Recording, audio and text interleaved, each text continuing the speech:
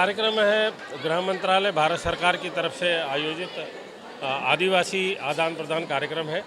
इसमें कंधमाल, सुकमा, दंतेवाड़ा, कालाहांडी, नारायणपुर ये उड़ीसा और छत्तीसगढ़ से 200 बच्चे आए हैं। ये 7 दिन तक यहाँ रहेंगे। ये नक्सल प्रभावित क्षेत्र के बच्चे हैं।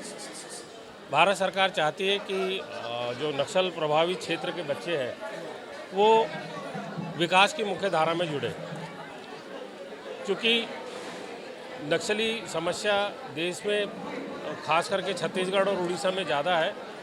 तो वहाँ के गृह मंत्रालय भारत सरकार ये चाहता है कि बच्चे मुख्य धारा में आकर ये देखें कि विकास कितना है देश के अन्य भागों में।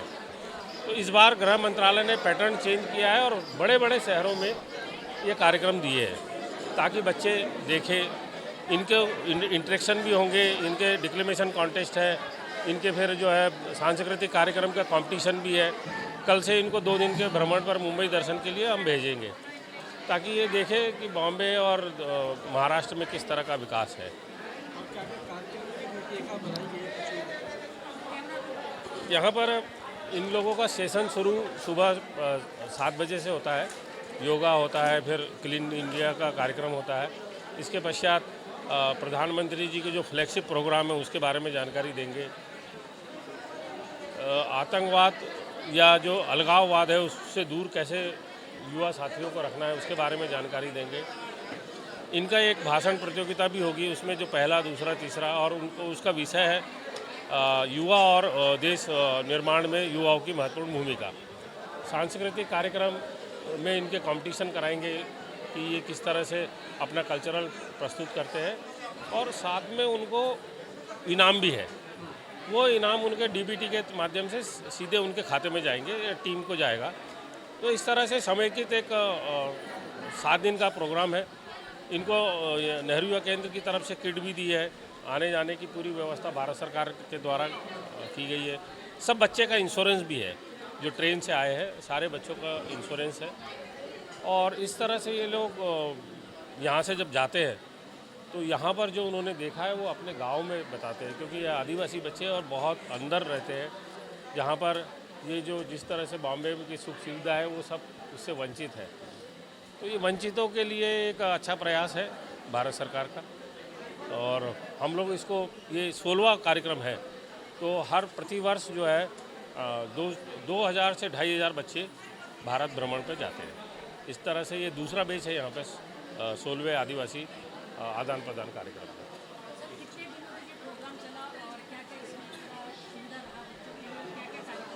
नहीं, आज तो ये उद्घाटन समारोह है। कल चूँकि एक टीम लेट आई थी तो ये 12 से 18 तक के चलेगा।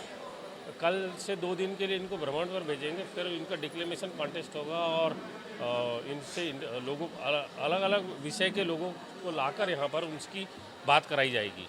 उनको समझाया जाएगा बहुत सारी चीज़ों के बारे में कि हमको क्या करना है, बच्चों को आगे भविष्य में क्या करना है, इनके करियर के लिए और इनके रोजगार को किस तरह से स्थापित करना है उसके बारे में भी हम जानकारी देंगे। आपके साथ सर आपसे ये रहा कि आदिवासी बच्चे ट्रैवल एरिया से आते हैं, आपको नहीं लग रहा है कि इन बच्चों को शहर में रहने वाले जितने हाई फाई या फिर मिडिल क्लास बच्चों के साथ मिलाना चाहिए? हाँ, वो भी करेंगे।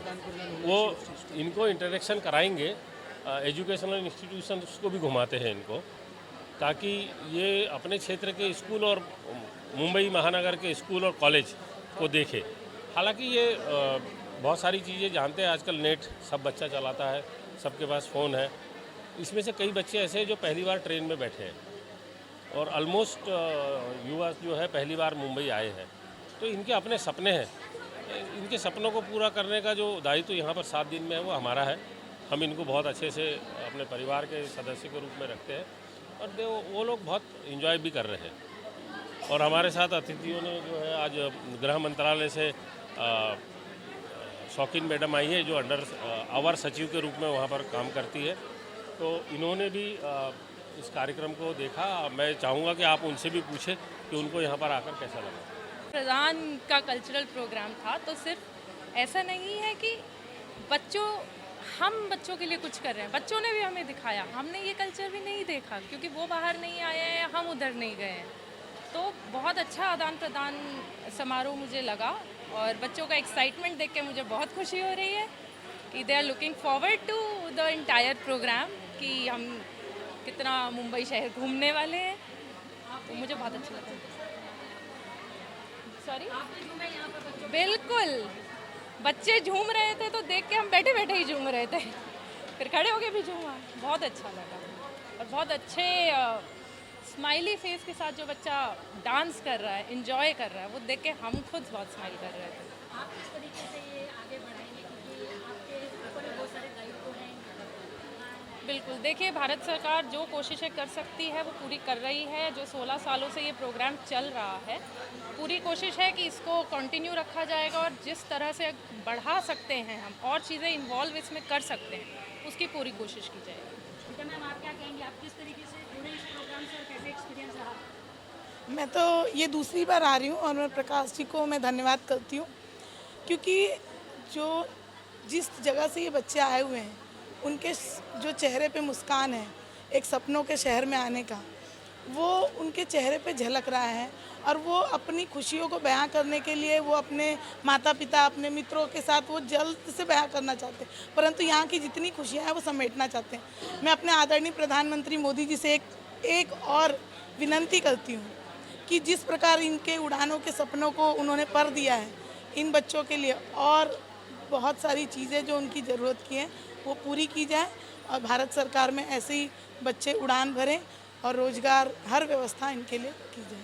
आखिर सवाल मैम आपसे ये रहेगा कि सभी जगह की ऐसे बहुत सारे बच्चे हैं जो पहली बार ट्रेन में सफ़र करें। जी, आज़ादी को 76 साल से ज़्यादा हो चुके हैं, आखिर क्या वजह है कि आदिवासी बच्चे अब तक इस सुविधा का लाभ नहीं पाए या फिर देख नहीं पाए ट्रेनों तक? अब आप राजनीतिक बातें कर रहे हैं तो मैं पॉलिटिकल ही हूँ, प्रवक्ता हूँ, मैं उसका जवाब देना जानती हूँ। 70 साल में जो राज चल रहा था वो आप सभी के समक्ष है। कभी भी जब हम माताएं शौचालय घर को ढूंढते थे तो किसी ने नहीं किसी ने नहीं कहा कि शौचालय कहाँ मिलेगा। इज्जत घर बनवाने वाले प्रधानमंत्री जी। हम चूल्हे में माताएं बहनें जब फूंक लगाती थी और वो सिगरेट का धुआं लेती थी तो किसी ने नहीं सोचा। उज्ज्वला योजना, सुकन्या योजना, अनगिनत योजना है, तो ऐसे इन आदिवासी बच्चों को पर दिया है तो उनकी उड़ान को हमारे मोदी जी की माता को मैं प्रणाम करती हूँ कि ऐसे पुत्र को उन्होंने जन्म दिया है अपने कोख से कि हर बच्चा उनका परिवार है, उन्हीं को वो अपना परिवार मानते हैं, उन्हीं के लिए सोचते हैं, उन्हीं के लिए जीते हैं, उन्हीं के लिए सब कुछ करते हैं। तो आप देख लीजिए जो 70 साल में नहीं हो पाया, आज यहाँ ये 16वां कार्यक्रम बता रहे हैं, तो आप सोच सकते हैं ना कि अपना भारत देश तरक्की कर रहा है, तरक्की के रास्ते पे है। 70 सालों में लोग कहते हैं महंगाई आ गई है, अब इतना पुराना सब कर्जा भरते भरते नज़दीक आ चुके हैं और बहुत अच्छी महाराष्ट्र में भी वापस हमारी सरकार आई है। तो देवा भाऊ, लाडली बहन योजना, बहुत सारी योजना। कर्जा देखिए, जब पहले लोग थे वो लेते थे और लेना जानते थे, ये सरकार है देना जानती है, दोनों हाथों से, खुले हाथों से दे रही है, तो हम लेने क्यों नहीं तैयार हैं? सब तैयार हैं। यहाँ आके मुझे बहुत अच्छा लगा दोस्तों, क्योंकि सभी को एक मौका मिलता है कि सबको अच्छा से कैसे मिलना है, अच्छा से पहचाना है। लेकिन दोस्तों ऐसा एक बार बोलते हैं ना, अपॉर्चुनिटी एक बार मिलता है, बार बार नहीं मिलता है, इसलिए दोस्तों अपॉर्चुनिटी को भी खोना नहीं चाहिए, है कि नहीं दोस्तों? तो चलिए, बहुत अच्छा लगा आके, तो हम भी जो सीखने को कुछ आए हैं तो अच्छा से सीखेंगे और सिखा के जाएंगे। और तो कुछ नहीं बोलना चाहता हूँ। Thank you so much.